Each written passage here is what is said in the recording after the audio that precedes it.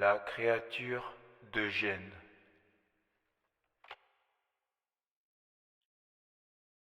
Eugène inspecte les objets rassemblés sur le vieil établi de la grange.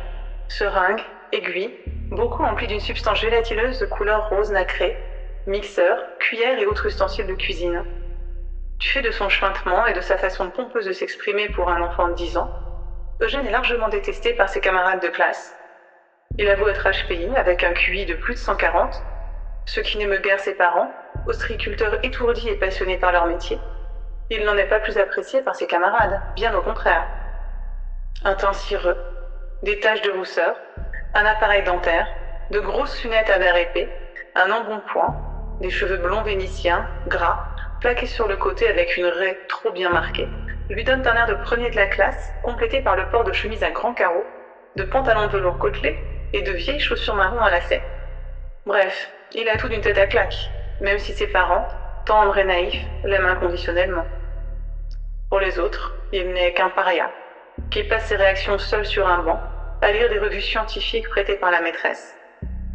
Devant l'établi, situé au milieu de la grange, se trouve une large bâche recouvrant une forme indistincte et imposante, sans que l'on puisse deviner de quoi il s'agit.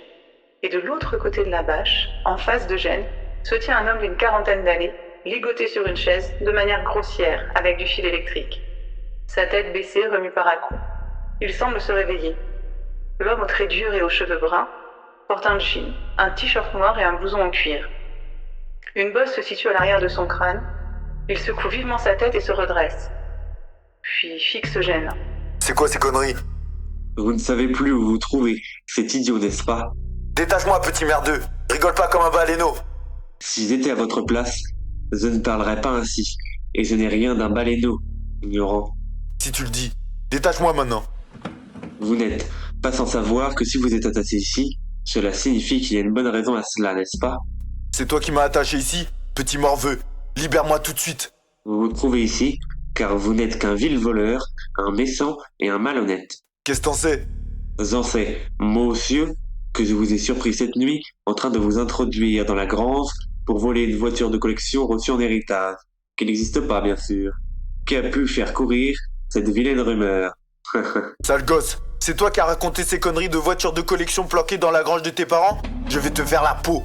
Vous n'êtes pas en mesure de vous en prendre à moi, rustre. Tu crois que tu crains rien parce que tu m'as attaché?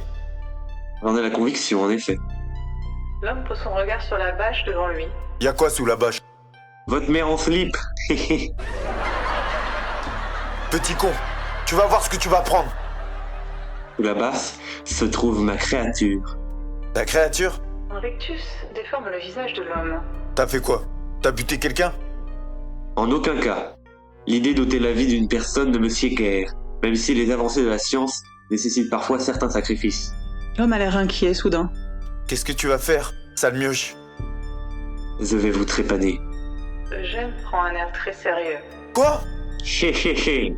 Mais non, voyons, ne soyez pas ridicule, je ne dispose pas de scalpel, je n'ai que 10 ans. T'es complètement taré.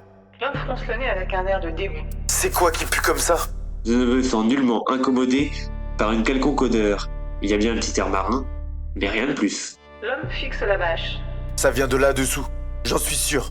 Je sais pas ce que tu as foutu sous la bâche, mais ça schlingue. Je vous trouve quelque peu offensant.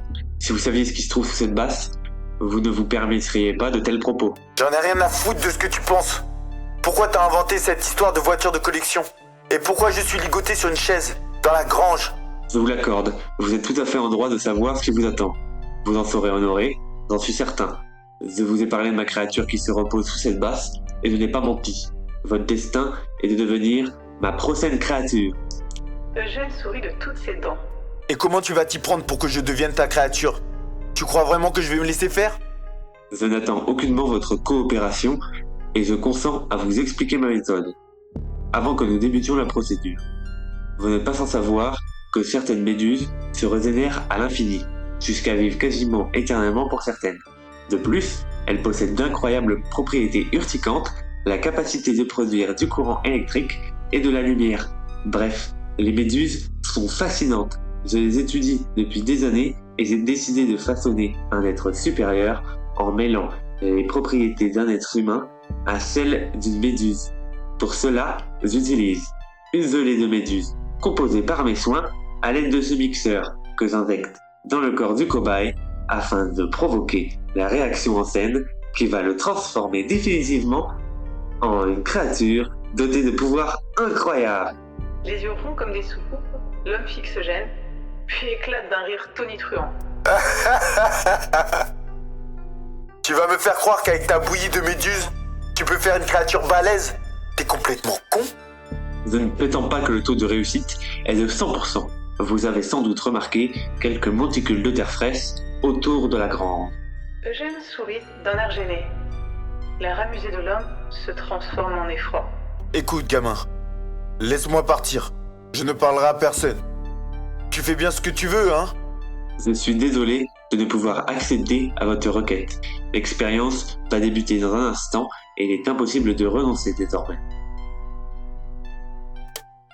T'es tellement tordu que tout le monde doit te détester et te frapper à l'école. C'est tout ce que tu mérites, espèce de taré. Les gamins comme toi, je les tabassais matin, midi et soir de la maternelle au lycée. Il est exact que tous les enfants de l'école me méprisent et s'amusent à m'enfoncer la tête dans les toilettes, à me rouer de coups et à me brûler avec un briquet, même si j'ignore pourquoi ils font ça. Et je ne suis aucunement surpris d'apprendre que vous êtes du même acabit. Mes créatures seront tenir à distance les dégénérés de votre espèce. Et vous aurez l'honneur de passer de l'état de brute à celui de protecteur. Quelle belle évolution pour vous. C'est inespéré et je doute que vous en saisissiez la portée. Tu ne peux pas te défendre toi-même, petite mauviette. Tu mérites chaque coup que tu prends et même plus. Je ne dispose pas de la force requise pour me défendre, plus particulièrement lorsque je suis attaqué par une dizaine d'enfants, plus grands que moi. Mais heureusement, mon cerveau me permet d'envisager d'autres solutions et des perspectives nouvelles pour l'avenir. Je ne vais pas te laisser faire! Soyez beaux joueurs au moins. Acceptez votre sort avec élégance. Je rêve. Tu crois que je vais rentrer dans ton jeu? Ma foi, peu importe. Vous n'avez pas le choix. Le regard de l'homme s'obscurcit et il extrait soudain ses bras des fils électriques qui le maintenaient attaché. D'une main, il attrape un canif planqué dans sa bottine et de l'autre, il entreprend d'arracher les fils qui enserrent ses chevilles en poussant de petits cris rauques. Oups, ça sent le roussi. Eugène se saisit d'une manette de Xbox placée à côté de lui. Il manipule différents boutons et tout d'un coup, quelque chose remue sous la bâche, alors que l'homme vient de se redresser et de se libérer de ses entraves. Il hésite à avancer vers Eugène, mais devant lui, une masse se dresse sous la bâche. N'avancez pas, ou je lance ma créature contre vous. Son esprit est contrôlé avec des diodes plantées dans son crâne qui obéissent à ma manette de Xbox. L'homme hésite, puis avance lentement vers Eugène. Je vous aurais prévenu, sombre idiot. Eugène tire de toutes ses forces la bâche. L'homme en face de lui reste figé sur place, stupéfait. Alors, on roule moins des mécaniques maintenant. L'homme fixe la créature avec effroi. De la taille d'un homme, elle n'en a plus l'aspect. La créature est massive, et ses membres semblent enflés à l'extrême. La peau est violacée, avec un aspect gélatineux, et couverte d'abcès. L'odeur est pestilentielle. Le visage de la créature est effroyable, totalement boursouflé. On ne distingue que de minuscules trous, où se trouvaient jadis la bouche, les yeux et le nez. Le rictus sur son visage est effrayant, si tant est que l'on puisse encore parler de visage. Des diodes sont enfoncées de part et d'autre du crâne, le luisant. Après la stupeur initiale, l'homme se décide à agir. Il entreprend de se jeter sur Eugène, mais au premier pas, il trébuche sur la bâche et se cogne à la créature. Son corps est secoué de terribles soubresauts. Ses yeux se révulsent et il s'effondre sur le sol après avoir été électrocuté par la créature. Eugène se dirige vers sa créature et lui jette quelques crevettes qu'elle fourre dans sa bouche avec avidité, en glapissant bruyamment. Eugène se penche sur le corps de l'homme et constate qu'il est bien mort. Heure du décès, 18h10. J'adore le dire, je ne m'en lasse pas. Note pour plus tard, améliorer la rapidité de ma créature. Et racheter des crevettes. Eugène observe le corps de l'homme au sol et semble réfléchir. Je pense avoir trouvé la parfaite épitaphe pour la mise en terre d'un homme à la chute fatale. Un petit pas pour l'homme, un grand pas pour la science.